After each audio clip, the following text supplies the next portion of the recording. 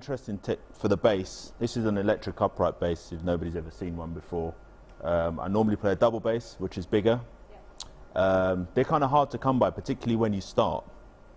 So I found for the first couple of months, I was actually practicing the notes on my arms, because you can't often get to a bass because of the size of the instrument, the location. You might not be with the instrument as often as maybe a flute player or a vocalist would be.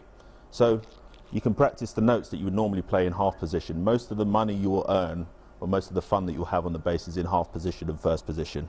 Like those notes there. And you can kind of practice that on your arm. Do, do, do, do, do, do, do, do. So it kind of doubles up. You can actually get a not too bad, or at least accurate singing voice, and memorize the notes, which is a technique which George Benson used, singing the notes that he's playing.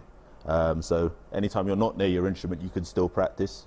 Do, do, do, do, do, do, do, do, do. Should sound roughly the same when you get near the instrument. Do, do, do, do, do.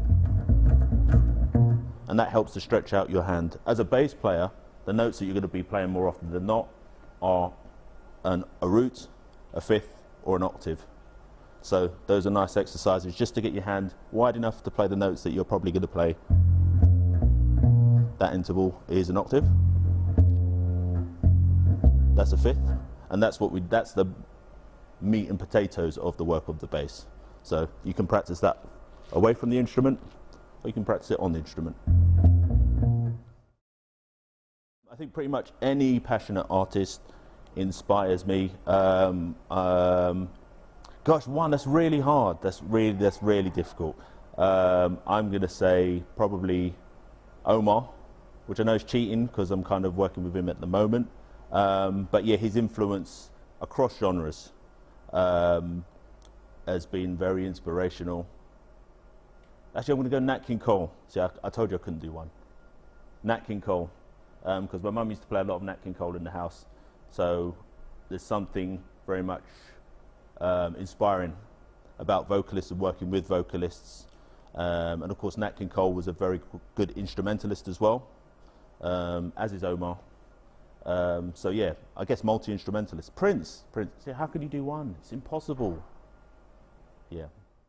Any advice for young musicians trying to start a career? I would say that, without trying to sound too old, in my day, there probably was a music industry. Now it's turned into a media industry. You've got video involved, you've got computer games, you've got theatre, you've got dance, you've got drama. So you really have to listen across art forms and understand yourself across different art forms, and then bring that into something that you'll be able to use yourself. I play a lot of improvised music.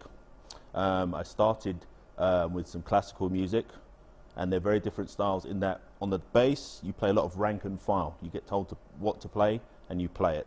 Improvised music is very different. You're expected to bring something to the table. It's like a bit like going to a party. You want to bring a bottle or a joke or a funny routine or something that makes the party happen. So the best way to do that, music is just like conversation. You just have to learn the language. So travel around the world, get loads of experiences, and bring those together into your music. Don't feel like there's something that shouldn't be expressed.